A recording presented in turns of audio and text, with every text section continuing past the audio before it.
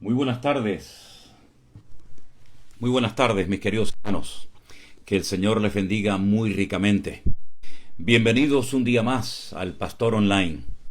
Espero que todos ya estén con sus Biblias, con sus libretas, con sus bolígrafos, para tomar nota de lo que hoy estemos estudiando juntos de la palabra del Señor.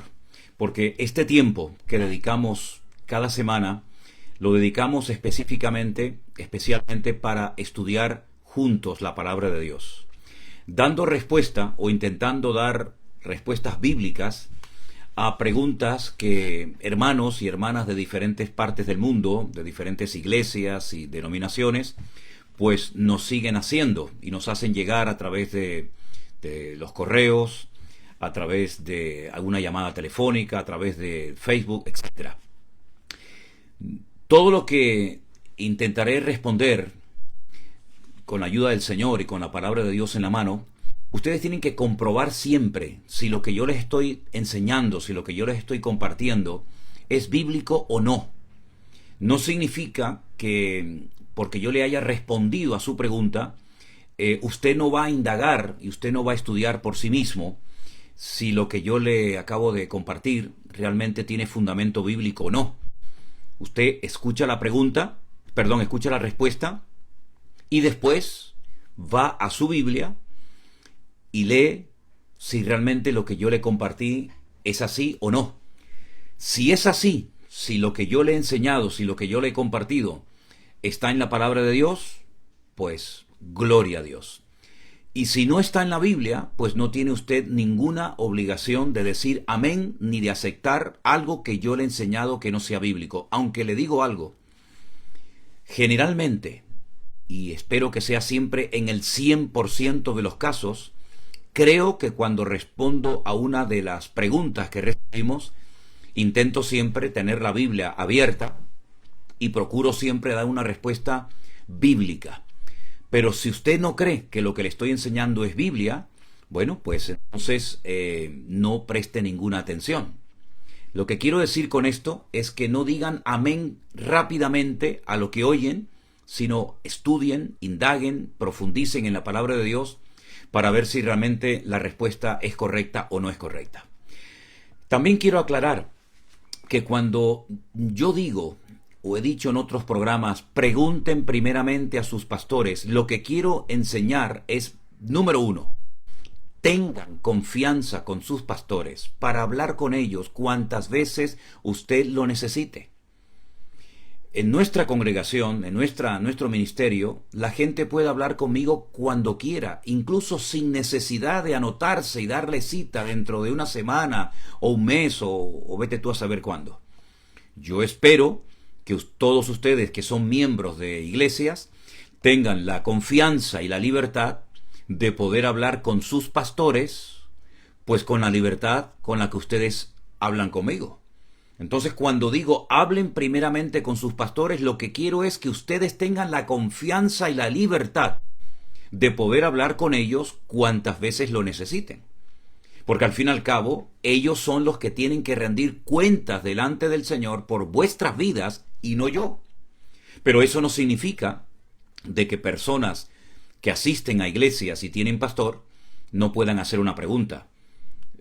Ustedes saben perfectamente que he respondido a cientos de preguntas de personas que no son de nuestra iglesia. He respondido a cantidad de preguntas de hermanos que son de otras congregaciones, incluso preguntas que hacen pastores y líderes y obreros de otras iglesias y de otras denominaciones. Pero si usted tiene una iglesia, si usted se congrega en una iglesia y tiene un pastor, creo que lo ideal, creo que lo correcto, que lo bíblico, lo razonable, es que usted vaya y le haga las preguntas a su pastor.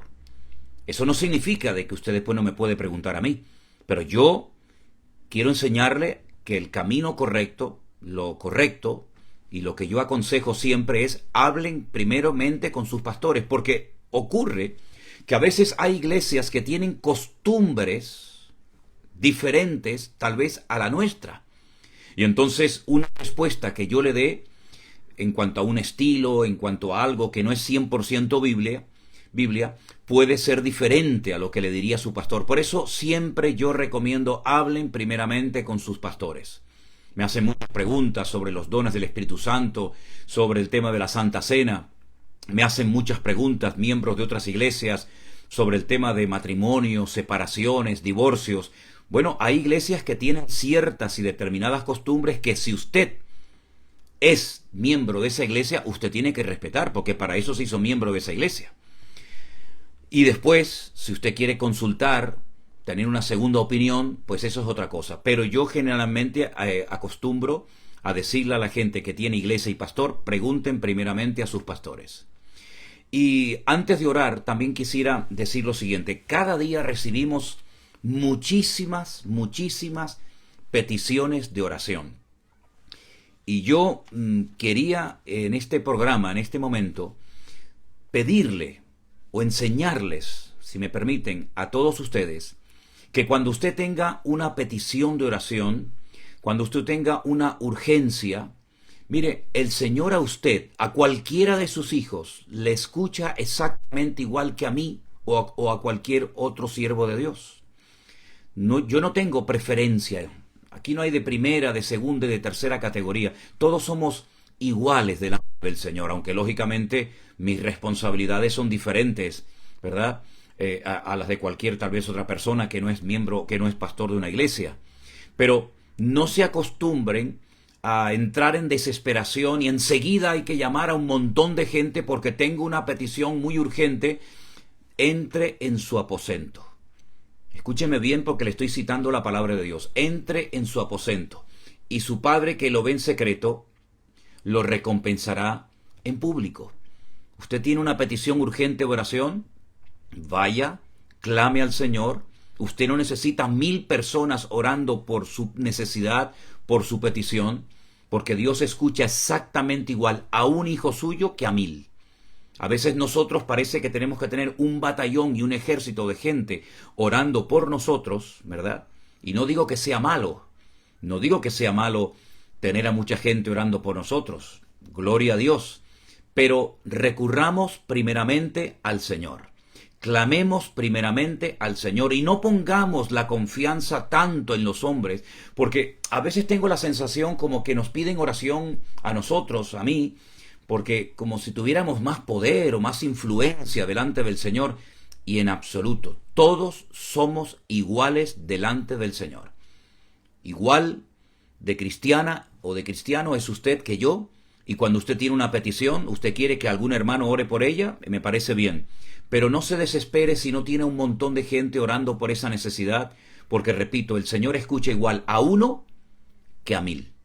Bueno, esto es lo que yo les quería decir y ahora sí les voy a pedir que hagamos juntos una oración y pidamos la bendición del Señor sobre este programa para que el Señor lo dirija y después podamos decir, Señor, gracias porque una vez más he aprendido algo más de ti que me ayuda en mi crecimiento espiritual, en mi desarrollo como cristiano y a seguir adelante en tus caminos sirviéndote cada día mejor.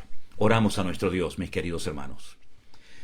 Bendito Padre Celestial, muchas gracias una vez más por esta oportunidad preciosa que nos das a muchos de nosotros de poder estar juntos en comunión durante un tiempo estudiando tu palabra.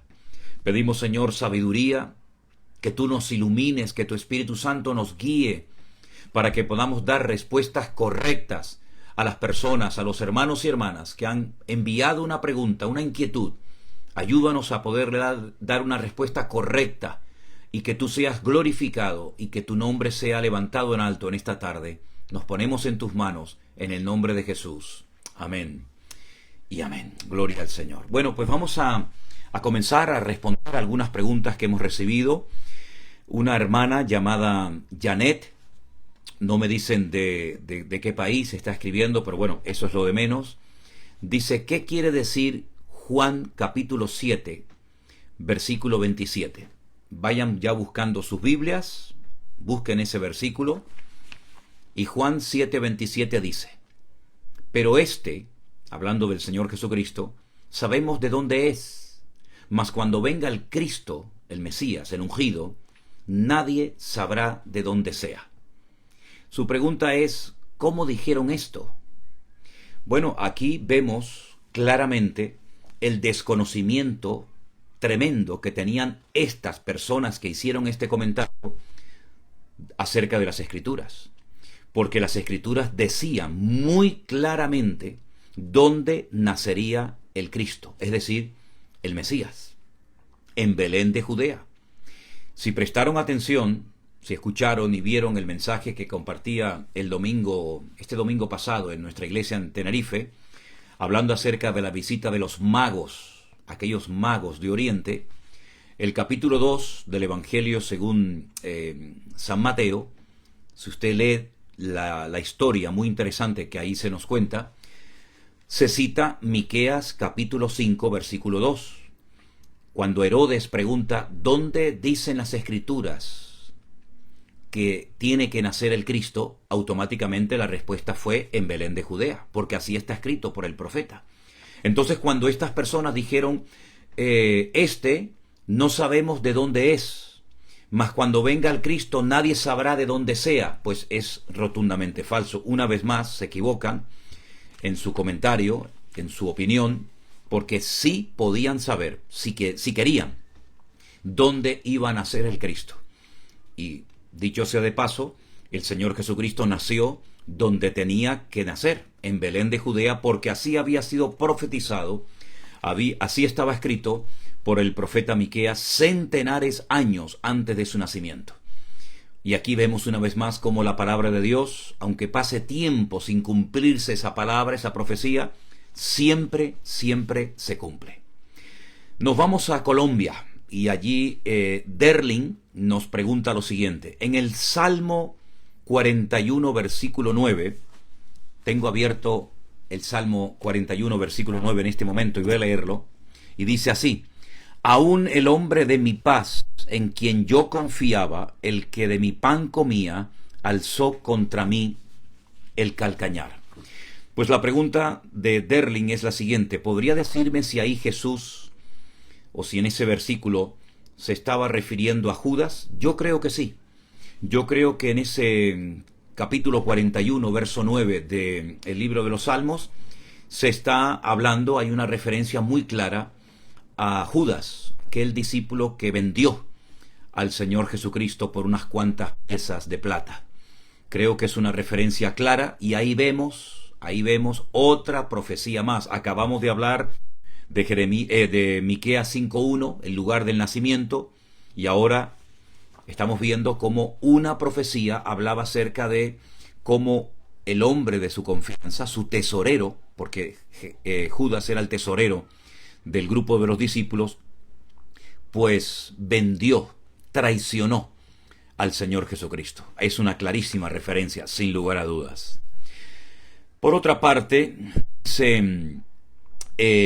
Lourdes, estoy leyendo segunda de Pedro capítulo 2, versículo 22.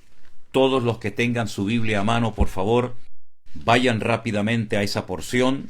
Segunda de Pedro capítulo 2, el versículo 22, vamos a leerlo, y el versículo dice lo siguiente, segunda de Pedro, creo que dijo segunda de Pedro nuestra hermana Lourdes, segunda de Pedro 2:22, pero les ha acontecido lo del verdadero proverbio, el perro vuelve a su vómito y la puerca lavada a revolcarse en el cieno.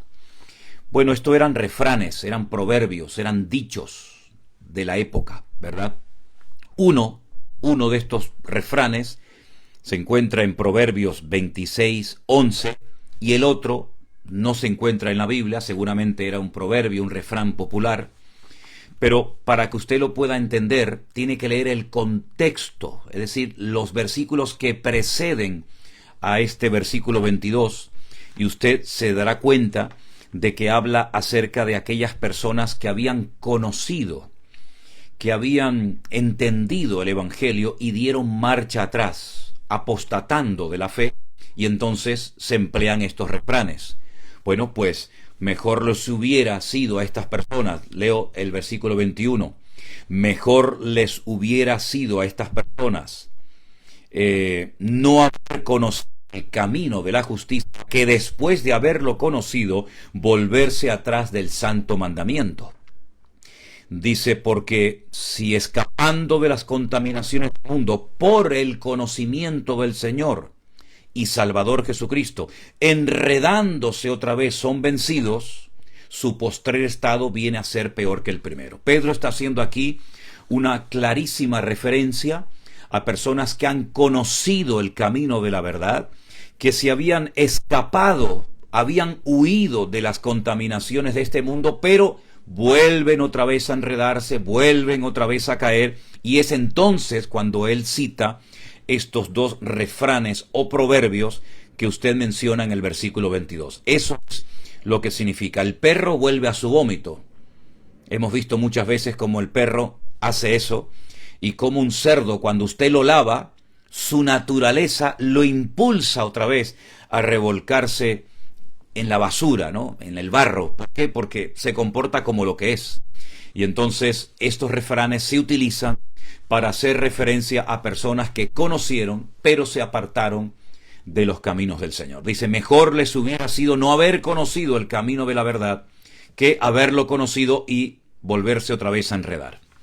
Luego, si me permiten, existe la posibilidad, y aquí hay un ejemplo clarísimo de la Biblia, de personas que conocieron, que experimentaron la verdad y por el motivo X se apartan de los caminos, se enfrían, se alejan, vuelven otra vez, como dice aquí en el verso 20, a enredarse otra vez en las contaminaciones del mundo. Luego existe la posibilidad de una persona que nació de nuevo, que conoció la verdad, puede volver otra vez a volver al mundo. Está más claro que el agua. El que lo quiera ver, amén, y el que no lo quiera ver, pues exactamente digo amén.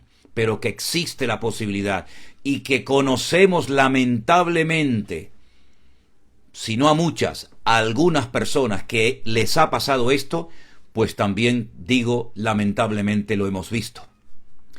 ¿Que volverán algún día a los caminos del Señor? Bueno, esa es nuestra oración y nuestro anhelo. Pero de momento, algunos de los que se han apartado y se han vuelto a enredar en las contaminaciones del mundo, como menciona aquí Pedro, pues todavía siguen ahí. Repito, oremos por ellos y por ellas para que despierten del sueño y vuelvan lo antes posible a los caminos del Señor. ¿Sí? Bueno, seguimos adelante y nos vamos en esta ocasión a Buenos Aires, Argentina. Patricia nos hace la siguiente pregunta. Bendiciones. Yo intenté encontrar la explicación a este versículo, pero no la he encontrado, aunque he consultado con diferentes comentarios bíblicos. En Hebreos capítulo 11, versículo 26, no entiendo por qué habla de que Moisés prefirió los vituperios de Cristo antes que los tesoros de los egipcios. Mi duda es, ¿se le había revelado a Moisés la persona del Señor Jesucristo y de sus sufrimientos en el Calvario? ¿Hay algún pasaje en donde se me pueda aclarar este punto? Yo creo sinceramente que hubieron personajes del Antiguo Testamento que conocieron perfectamente los sufrimientos, el ministerio y la obra de nuestro Señor Jesucristo. Y quiero recordarles que en cierta ocasión el Señor Jesucristo dijo, Abraham vio mis días y se gozó. ¿Se acuerdan cuando los judíos le decían al Señor Jesucristo, nosotros somos hijos de Abraham? Y el Señor Jesucristo les dijo, sí, perdón, ustedes son hijos de Abraham. Se me movió un poquito la cámara, intentaré ponerla derecha. Ustedes son hijos de Abraham. Si ustedes verdaderamente fueran hijos de Abraham, creerían en mí, porque Abraham vio mis días y se gozó. Ustedes no son hijos de Abraham, le decía el Señor Jesucristo. Ustedes son hijos de vuestro padre el diablo. Una palabra, una expresión, ¿verdad? Durísima. Pero ahí está, en la Biblia. Probablemente el Señor Jesucristo también se manifestó en un momento puntual, cuando estuvo 80 días, en 2 períodos de 40 días en el monte Sinaí. se le presentó el Señor Jesucristo y le habló de sus futuros sufrimientos y de su ministerio, de su obra. Por otra parte, también sabemos que en el monte Tabor, que es el monte que tradicionalmente se hace referencia para hacer referencia a la transfiguración, allí estuvo también Moisés y el profeta Elías.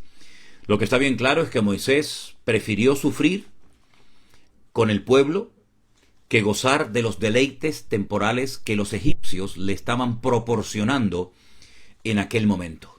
Yo creo que él tenía muy claro muchas cosas que a lo mejor la Biblia no nos da mucha información, pero lo que sí nos dice Hebreos capítulo 11 es que él prefirió disfrutar, entre comillas, de los vituperios de Cristo en vez de gozar de los deleites temporales de los egipcios. Creo que aquellos personajes como Abraham, Moisés, David y otros tantos, por supuesto Daniel, tenían muchísimo conocimiento del Señor Jesucristo, mucho más que algunos que hoy en día presumen y se llaman cristianos.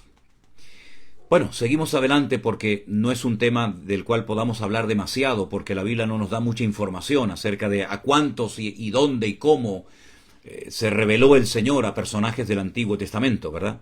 Ya entraríamos en el terreno de la opinión personal o de la especulación, y no se trata de esto.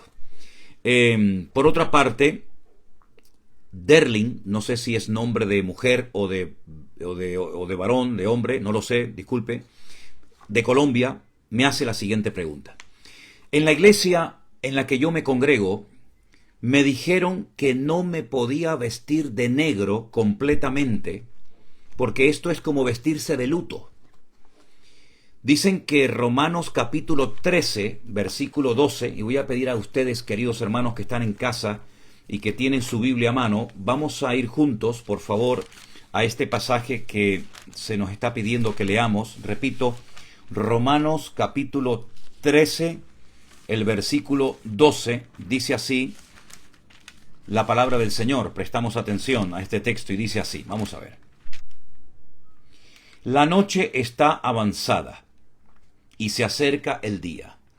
Desechemos pues las obras de las tinieblas y vistámonos las armas de la luz. Voy a comenzar a leer desde el principio, porque la pregunta no tiene desperdicio. Derlin de Colombia dice, en la iglesia en la que me congrego me dijeron que no me podía vestir de negro completamente, porque esto es como vestirse de luto, y cita el texto que les acabo de leer. Nosotros los cristianos no nos podemos vestir de ropa negra completamente, porque me dicen que así se vestían los sacerdotes del dios Plutó, no sé quién era ese dios, y que se vestían de negro para sacrificar a niños. ¿Esto es así, pastor? ¿Es verdad que los cristianos no nos podemos vestir ropa negra? Que Dios le bendiga y de antemano, muchísimas gracias por responderme. Querido hermano o hermana Derlin de Colombia, que el Señor nos ayude a valorar a los siervos de Dios que predican Biblia y predican sana doctrina y predican la verdad. Y demos gracias al Señor si hemos tenido la bendición, no digo la palabra suerte, sino la palabra bendición, de tener pastores o de haber caído y tener la grandísima bendición de haber sido criados en una iglesia de sana doctrina. Yo sinceramente, con todo mi respeto, le digo a usted y a todos los que me están escuchando y viendo esta tarde, que veo que son muchísimos, que qué tragedia y qué dolor tan grande me produce a mi corazón cuando veo a hermanos, buena gente, que han tenido la desgracia de haber caído en congregaciones donde no se enseña Biblia. Tal vez el cartel de la iglesia ponga un nombre bíblico, ponga iglesia evangélica, pero a veces lo que se enseña ahí adentro no tiene nada que ver con la Biblia.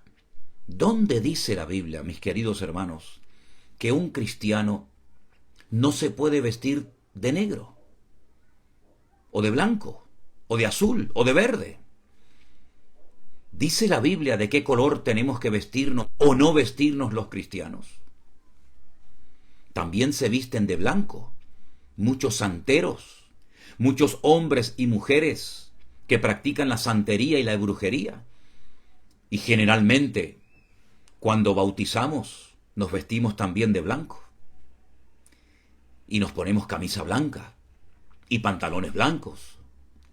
Por lo tanto, mi querido o mi querida Derlin de Colombia, con todos mis respetos, si en su iglesia le prohíben a usted vestirse de negro porque los cristianos no se pueden vestir de negro, yo quiero dejarle bien claro a usted y a todos que la Biblia no me prohíbe a mí vestirme de negro, de rojo, de amarillo, de azul o de verde. Por lo tanto, si a usted le están enseñando eso en su iglesia y se basan en que había unos sacerdotes que para sacrificar niños se vestían de negro, bueno, pues sinceramente le digo, yo no comparto esa opinión. Y dicho sea de paso, a mí me gusta mucho vestir de negro. Y tengo muchísimas camisas y pantalones negros, dicho sea de paso. Y no creo que esté pecando ni representando a ningún dios falso, ni a ninguna divinidad falsa. Pero repito, que Dios nos ayude a abrir los ojos y a darnos cuenta que muchas cosas que se han estado enseñando como Biblia en las iglesias son mandamientos de hombres.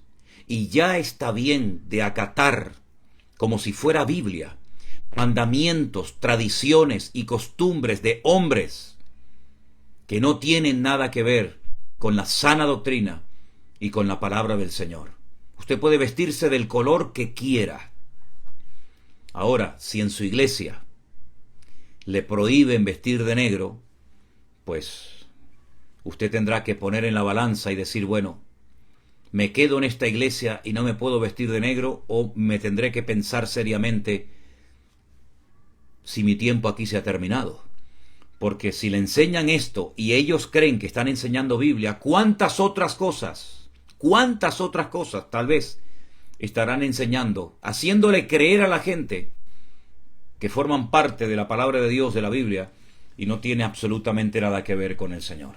Que Dios abra nuestros ojos, y si de algo creo que ha servido y ha utilizado el Señor este programa, es para que muchos hermanos y hermanas en muchas congregaciones se den cuenta de que muchas cosas que se han estado enseñando y practicando en muchos lugares no tienen nada que ver. No tienen nada que ver con la palabra de Dios. Y ya es hora de que despertemos. Ya es hora de que nos demos cuenta que la Biblia es una cosa y los mandamientos, costumbres y tradiciones de iglesias, de hombres y de denominaciones son una cosa completamente diferente a lo que nos enseña nuestro Dios en su bendita palabra. En fin, que Dios nos ayude. Por otra parte, hay una hermana que nos pregunta lo siguiente: buen día, no entiendo estas dos partes de la Biblia. Agradecería mucho su explicación. Cuando el Señor Jesucristo fue a donde sus discípulos estaban, sopló en ellos y les dijo: recibid el Espíritu Santo. Y luego les dijo más adelante que esperasen en Jerusalén hasta que recibieran, hasta que viniese sobre ellos el Espíritu Santo. Y menciona la cita de Juan 20:22 y de Lucas 24:49. Probablemente lo que haya hecho el Señor cuando sopló en sus discípulos fue como una especie de anticipo de lo que experimentarían tiempo más adelante, ¿no? Aquella experiencia diferente que tuvieron en el aposento alto, porque lo que está bien claro es que los discípulos eran convertidos. Los discípulos eran creyentes antes de entrar en el aposento alto y antes de la experiencia de Pentecostés. Pero también lo que está muy claro, y hay que ser ciego para no verlo, que allí en esa casa en Jerusalén, en el día de Pentecostés, ocurrió algo que les cambió la vida. Los que entraron eran personas completamente diferentes a las que salieron.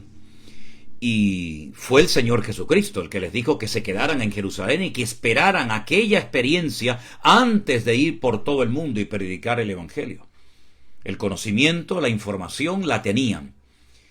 Pero el Señor les dijo: esperen sin moverse de Jerusalén hasta que hayan recibido la promesa del Padre, porque yo rogaré al Padre para que os envíe otro consolador para que esté con vosotros para siempre. Yo insisto y reitero que allí pasó algo en el día de Pentecostés que les cambió la vida, y por ejemplo, tal vez el cambio más significativo, porque fue el que habló, fue Pedro.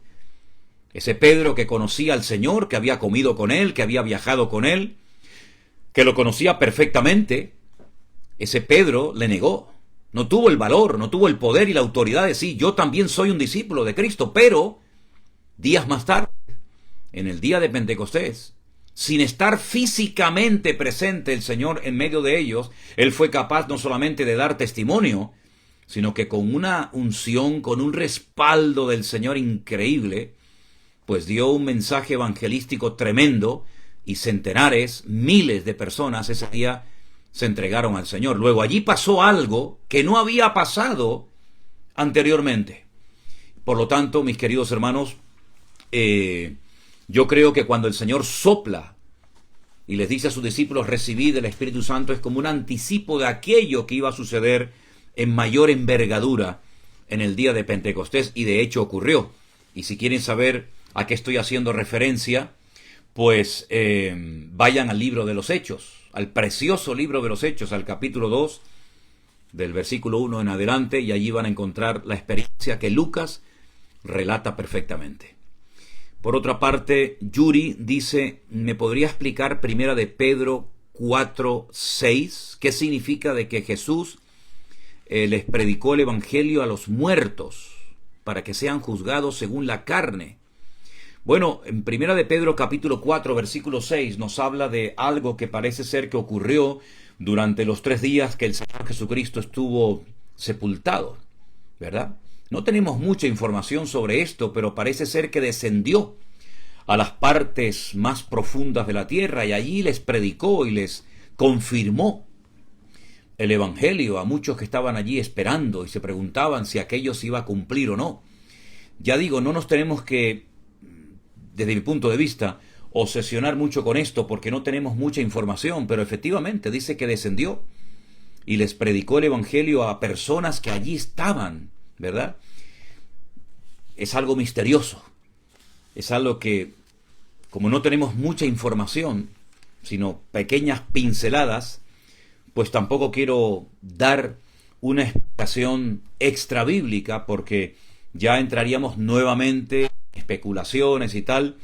Lo importante es que a nosotros nos llegó el evangelio, conocimos a Cristo, nacimos de nuevo y ahora tenemos la obligación de predicarle a toda persona el evangelio de Jesucristo, aprovechando toda oportunidad que se nos presente y se nos ponga por delante. Y bueno, estas eran prácticamente las preguntas que teníamos para el día de hoy, y nos queda una última que nos la hace David, y dice, ¿a qué se refiere en Mateo capítulo 13? Vamos a ir al capítulo 13 de Mateo, por favor, los que tengan su Biblia a mano, concretamente los versículos 51 y 52, la palabra del Señor dice así. Mateo, repito, capítulo 13, versículos 51 y 52. Jesús les dijo, ¿habéis entendido todas estas cosas? Ellos respondieron, sí, Señor. Él les dijo, por eso todo escriba docto en el reino de los cielos es semejante a un padre de familia que saca de su tesoro cosas nuevas y cosas viejas. Los escribas eran los responsables de hacer las copias a mano de las Sagradas Escrituras, y no solamente ellos, sino también nosotros hoy en día, muchas veces de nuestro tesoro, de nuestro conocimiento que hemos ido adquiriendo poco a poco con la ayuda del Señor y con el paso de los años, pues a veces sacamos alguna cosa del pasado, alguna enseñanza antigua y también algo, digamos, fresco que hemos recién sacado de este último estudio, de esa última lectura, de ese último encuentro que hemos tenido con el Señor. Y a veces puede ser en nuestra vida que repitamos enseñanzas del pasado importantes y necesarias, que es necesario volver a repetirlas, o enseñanzas tal vez frescas de algún texto, de alguna parábola, de alguna profecía que hemos estudiado y que sería bueno compartir con los hermanos. Todos tenemos un conjunto de cosas viejas en el buen sentido de la palabra o antiguas, ¿verdad? Ya bien asimiladas e interiorizadas en nosotros, y de cosas relativamente nuevas, aunque no hay nada nuevo bajo el cielo, de cosas que vamos descubriendo cada día, ¿verdad? Que nos parecen a nosotros nuevas, pero que llevan en las Sagradas Escrituras centenares y miles de años.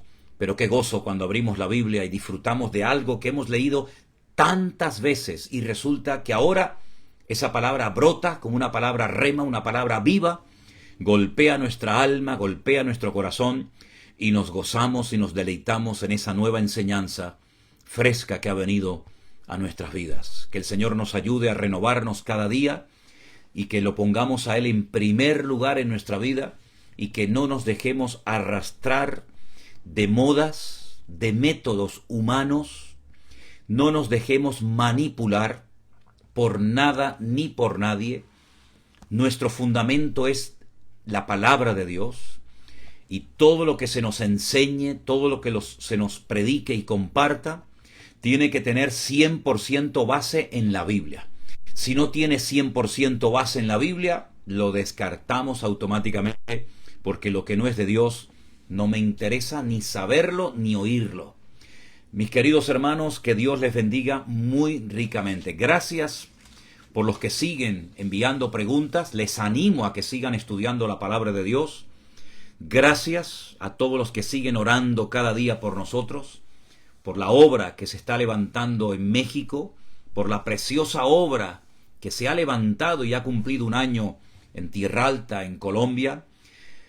A todos los hermanos colaboradores del grupo número 1, 2 y 3 de la iglesia virtual, a los centenares y miles de personas que nos siguen cada día, y sobre todo toda la gloria y la honra a nuestro Dios, que nos ha respaldado, nos ha cuidado, nos ha bendecido, y ya les daremos en breve las fechas de los próximos viajes que estamos organizando de cara al próximo año. Que Dios les bendiga, gracias por vuestro apoyo, gracias por vuestras oraciones, y terminamos este tiempo como siempre, orando juntos al Señor y agradeciéndole y dándole a Él toda la gloria y la honra por habernos permitido un día más estar juntos y aprender de Él y de su palabra. Oramos. Gracias, Señor, por esta oportunidad preciosa que nos diste en esta tarde de poder estar en comunión con tantos y tantos hermanos que atentos ahí han estado escuchando tu palabra y tomando nota y leyendo tu palabra con un deseo genuino de crecer, de madurar, de aprender, de prepararse mejor para servirte con mayor eficacia en el reino, en tu obra. Gracias, Señor, por tu fidelidad, gracias por tu cuidado, y Señor, te damos hoy a ti una vez más toda la gloria, toda la honra y todo el reconocimiento por todo lo que has hecho, por lo que estás haciendo y por lo que harás. Gracias, Señor, por lo bueno que eres, y te damos la gloria a ti siempre, en el nombre de Jesús. Amén y amén. Pues mis queridos hermanos, muchísimas gracias por haber estado acompañándonos en esta tarde. Que Dios les bendiga, que Dios nos guarde, y seguimos adelante esforzándonos, sirviendo al Señor. Bendiciones, mis queridos hermanos.